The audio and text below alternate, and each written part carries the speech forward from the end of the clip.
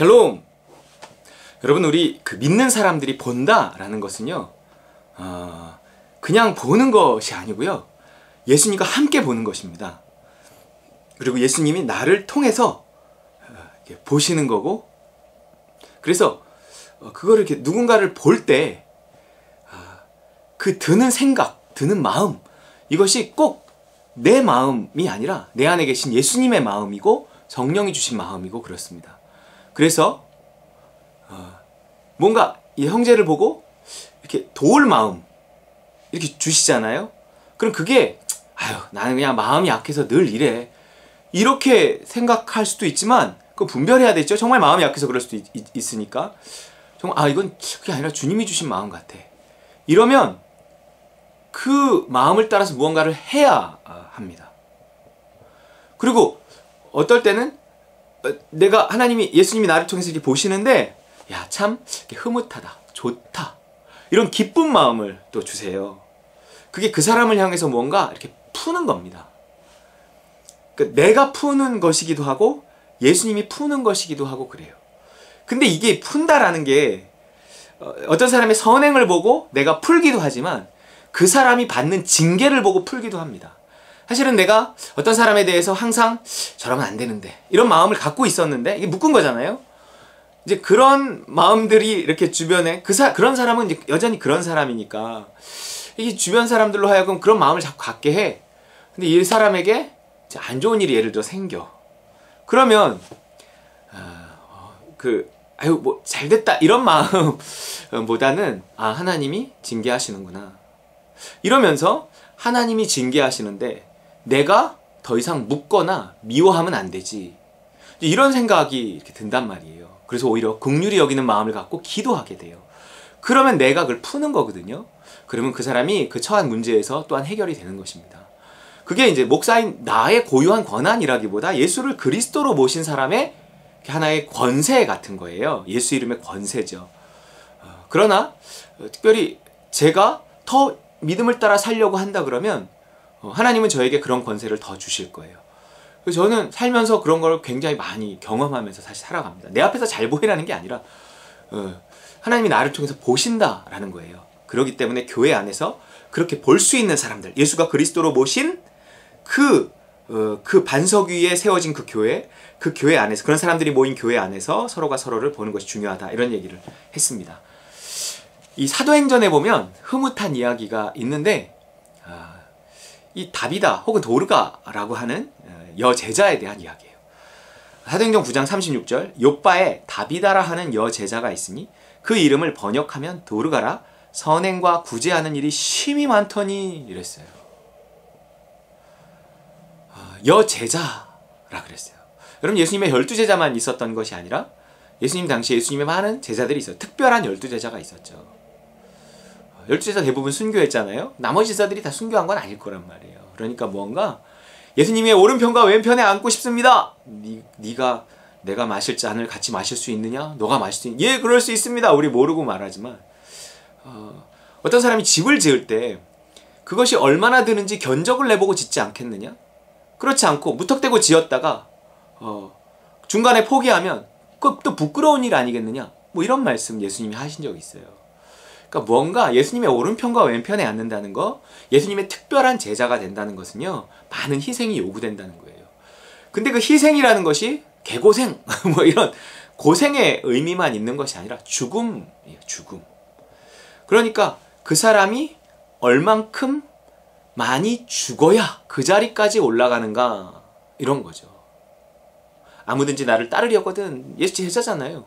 자기를 부인하고 자기 십자가를 지고 나를 쫓을 것이니라.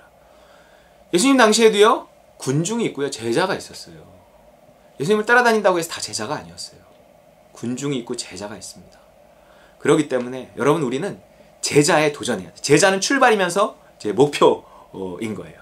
너희는 가서 모든 족속으로 제자를 삼아. 제자는 출발이에요. 아버지와 아들과 성령 이름을 세례주고 내가 너희에게 부모 모든 걸 가르쳐 지키게 하라.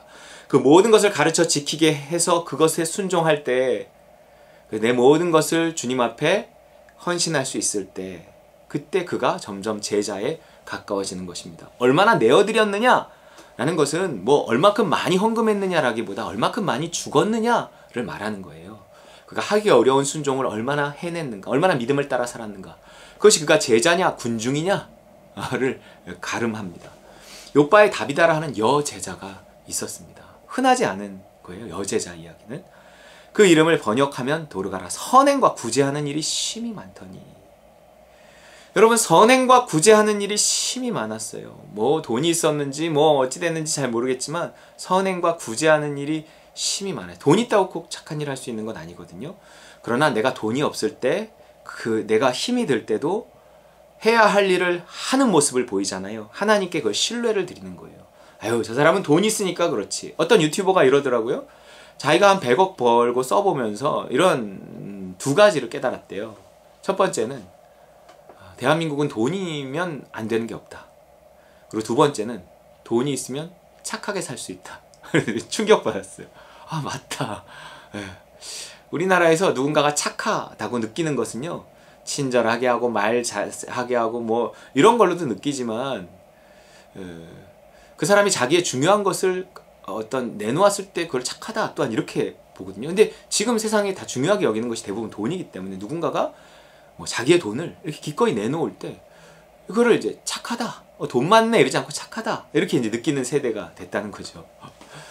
어쨌든 지금 선행과 구제하는 일이 심히 많았다 그래요. 돈으로 했는지 아니면 이때 당시에는 뭐 대부분 가난했기 때문에 뭐 어떤 다른 일로 했는지, 뭐 뒤에 보면 속옷과 겉옷 그가 직접 지은 뭐 그런 이야기도 하는 거 보면 정말 밤잠을 줄여가면서 애쓰고 수고해서 자그만 것이라도 다른 제자들을 섬기고 성도들을 섬기고 했던 것 같아요.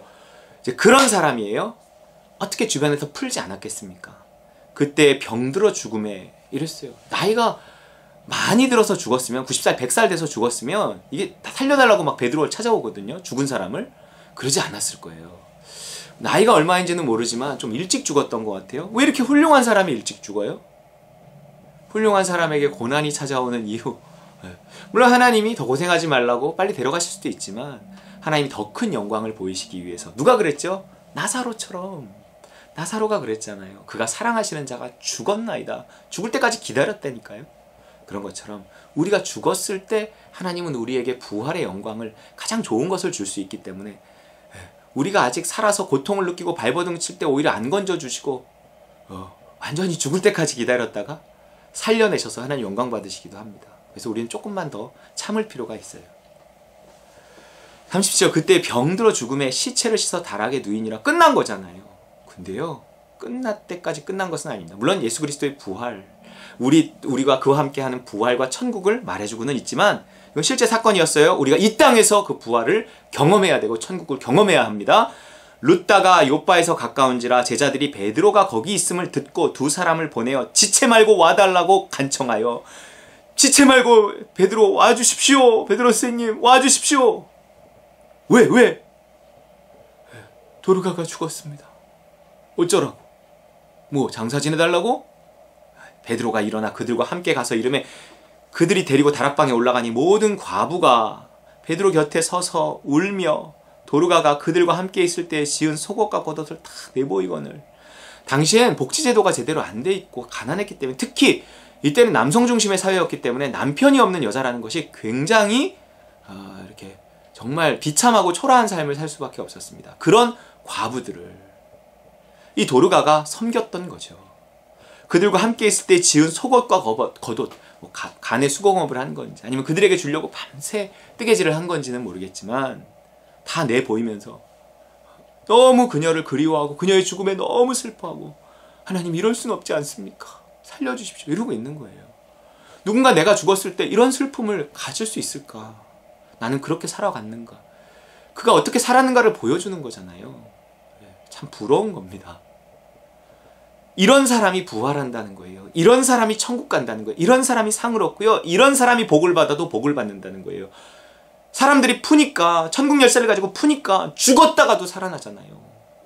베드로가 사람을 다 내보내고 무릎을 꿇고 기도하고 돌이켜 시체를 향하여 이르되 다비다야 일어나라 하니 그가 눈을 떠 베드로를 보고 일어나 앉는지라.